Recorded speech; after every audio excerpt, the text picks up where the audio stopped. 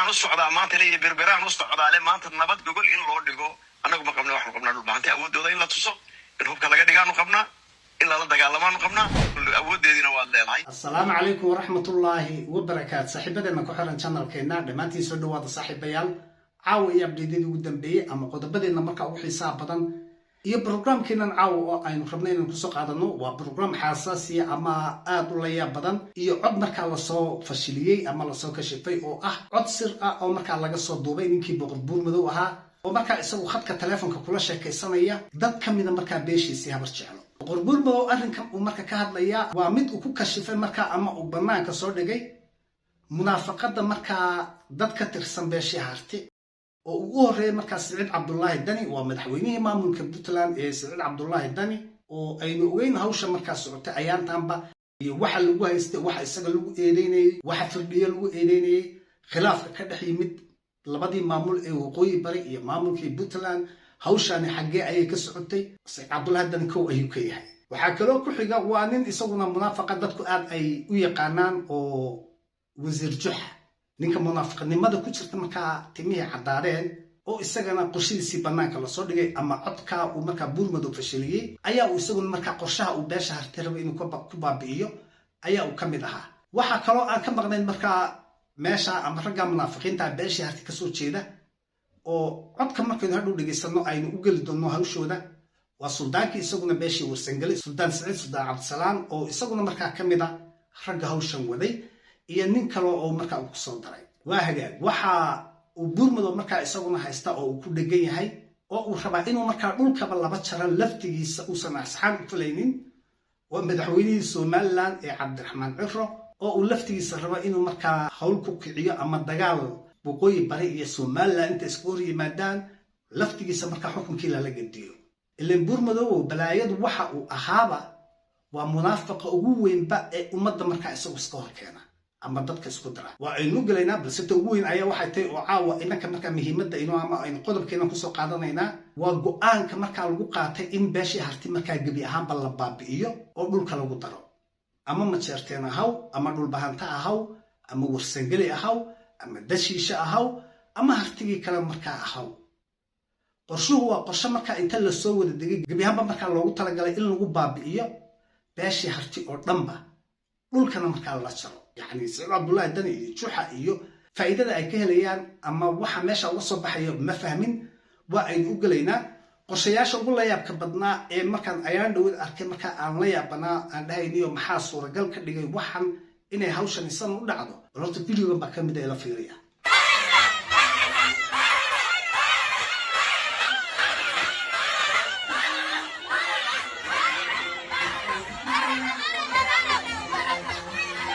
meesha aynu hadda halka u jeednaa iyo dadka qaylinaya iyo dumarka iyo caruurta iyo dadka wax magaratada ah ee meesha marka ku soo buuxsamay ee heestii soul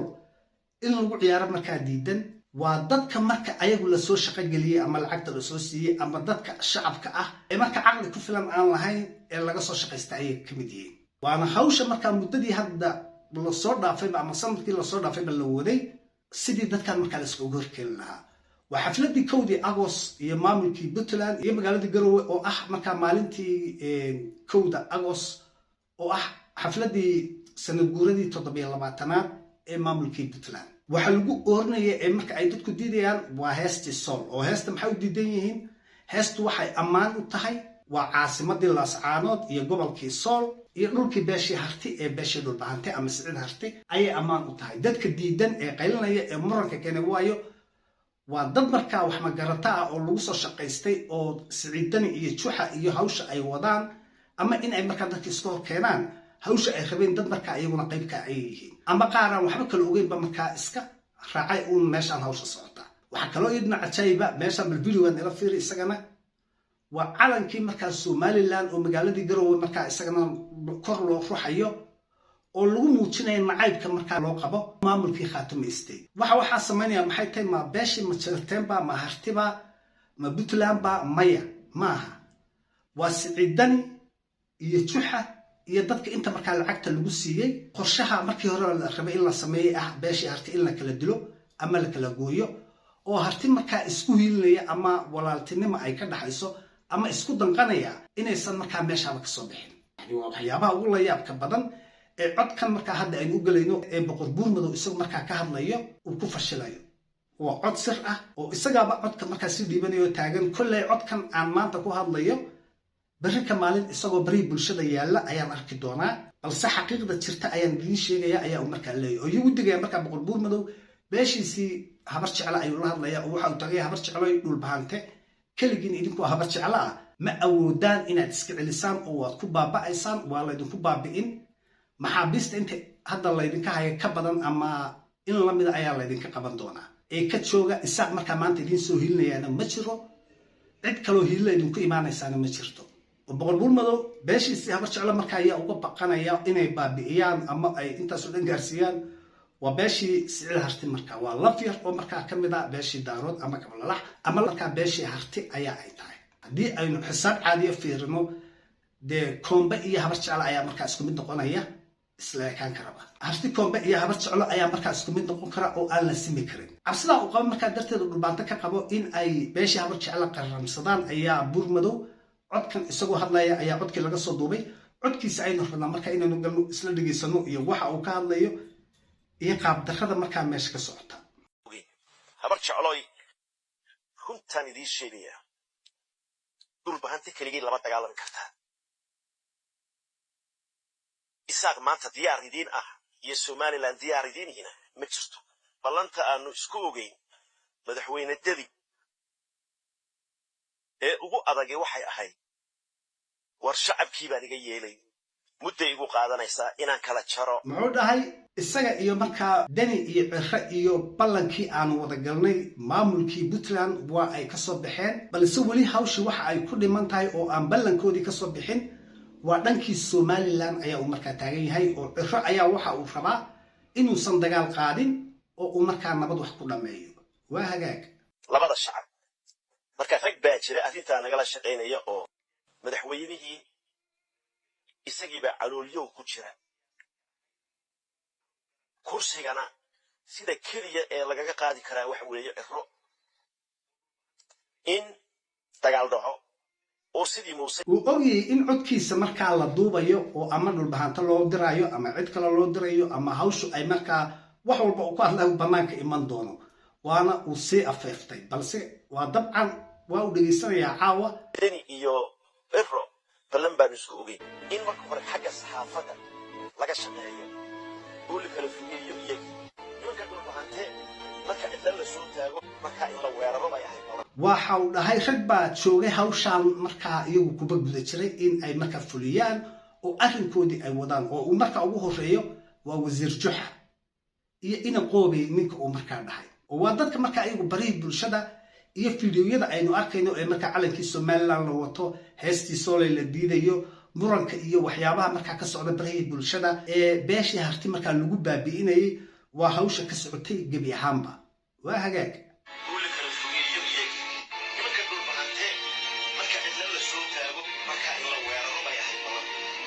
balaadafeeri hawshaas marka lagu guulaysto oo barihii bulshada iyo idaacadihii iyo meel walba markaa beeshii harti inta la iska hor keeno la isnaco oo ay dadkii kala fogaadaan oo marka ay gaarto in heer markaa aan la isku hiilinayn oo nacayb iyo xumaan beeshii harti markaa lagu kala dhex beero in somaliland markaa ay weerar soo qaado oo ay markaa laascanood ku qabsato. waa qorshaha markaa u deganaa.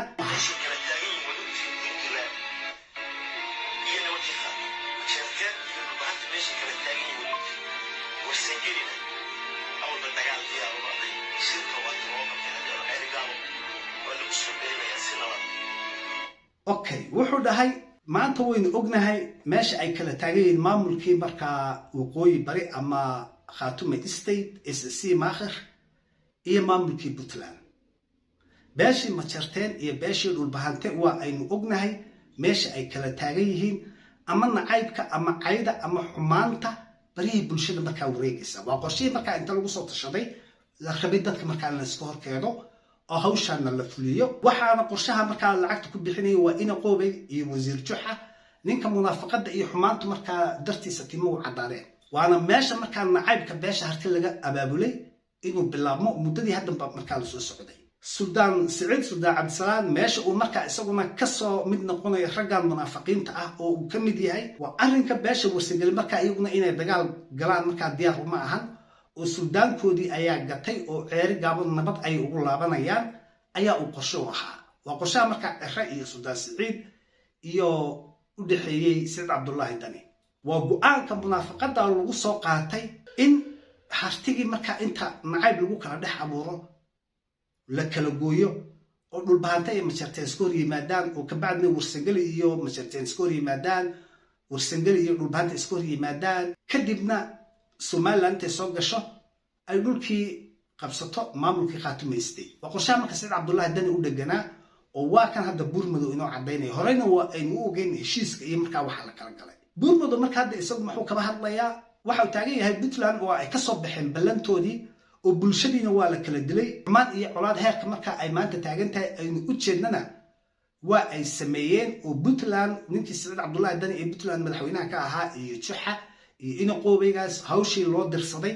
waa ay kasoo baxeen waxa hawshoodii markaa gabay oo kasoo bixi waayey waa somaliland iyo cabdiraxmaan cero madaxweynihii somaliland ee cabdiraxmaan cero ayaa isagu markaa madaacad bay ka tahay ma khiyaanay ka tahay waxa uu taagan yahay buurmadow nabad baan wax walba ku dhammaynaya ayaa uu taagan yahay cabdiraxmaan cero waa nin wanaagsan haddii uu wax walba markaa nabad ku raadinayo oo taa credit ayaan ku siinaya balse nabaddii waxaa kaba soo sokaysa waa munaafiqiintan iyagu markaa kasoo jeeda beeshii harti oo uu horeeyay markaa munaafiqa ugu weyn oo ah siciid cabdullaahi dani oo isagu reerkii harti in la baabi'iyo markaa maanta darajo ku raadinaya waa juxa oo munaafiqnimada iyo cadowtinimada uu reerkan u qabo oo timihii ay xadhaadeen iyo kaa ina qobi la leeyahay oo markaa aan aqoon u lahayn iyo suldaan siciid oo aynu ognayd horgalnimadiisa markaa meesha ay gaartay horgalka kale markaa iyaga la midka ah balse aan ku gruubka hayno waa kee waa horgal firdhiye waa madaxweynaha maamulka isaguna khaatume state waa horgal kale oo isaguna markaa xasan sheekh maxamuud u shaqeeya oo waa horgal boardka markaa isku qarinaya sida dani ayaa isagu wixiisu bannaanka usoo bixin oo doo ninka shifaya oo buurmadow kalena lamaysan tashan haddii hoolayo kale ay la tashan lahaayeen hadalkooda iyo codkooda bannaanka waa uu keeni lahaa iyo wixii ay ku tashadeen balse amarka ilaahay waxay ku fakadeen xasan gurguurto oo markaa cabaar ka hor wixii uu ku hadlay aan xasuusnayn ayuu talo la soo qaatay oo sidaas ku badbaaday balse munaafiqiinta kale waxa ay la sheekaysteen oo heshiis ay markaa la galeen waa odaygaas markaa buurmadow ah oo isagu wax walba hadduu dhuusa xitaa markaa keenaya barihii bulshada oo ka sheekaynaya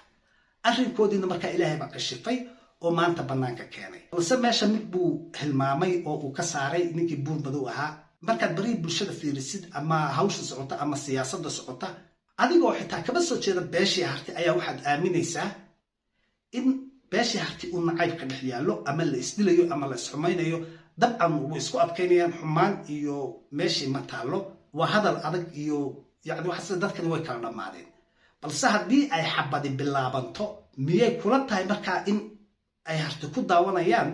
walaalkooda dagaal markaa ku jira oo markaa ku dhimanaya ama la isugu tegayo ku baaba'aya oo maya buurmadow markaa haddii aad aamintay dhulbahanto xagga keligiis taagan ayaa inta lasoo weeraro hartigii kalena markaa ay ku fiirsanayaan oo aysan u dhimanayn doortaa waad ku qaldan tahay oo meel qaldan ayaad hadalka u fahantay ama si qaldan ayaad u qaadatay ka maanta puntland aa ujeedid oo aad is leedahay isku siyaasad ayaa tihiin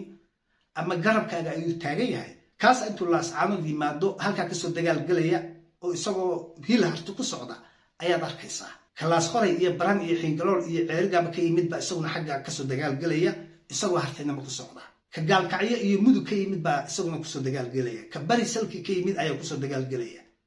ka buuhoodle ka yimid iyo sool ayaa isaguna kusoo dagaalgelaya isagoo harti ah marka siyaasadda ay isku hayaan siciid cabdullaahi dani oo munaafaqa iyo firdhiye oo munaafaqa oo nin walbaba uu markaa dantiisa wato oo uusan dantii beeshaan harti wadin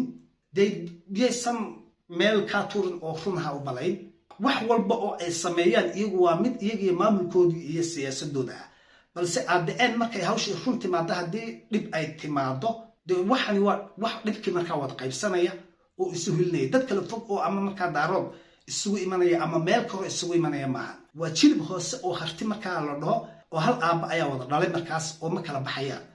waa adoo habar jecle markaa meel weerar looga soo qaaday ma ku kala haraysa habar jecle waa maya hartii habar jecle markaa way siman yihiin oo ma ku kala harayaan dagaalkana way soo wada galayaan boqor buurmadowna intaasaanu leenahay hadalkiisa kuma sii dheeraanayno beeshaan kale ee harti ee wararsan ee barihi bulshada iyaguna dagaalka iyo xumaanta iyo fowdada iyo hawshan ka wada ayagana waxaan u sheegayaa kolley hadda codkaa waa ay dhegaysteen iyo munaafaqada meesha ka socota iyo hawsha taagan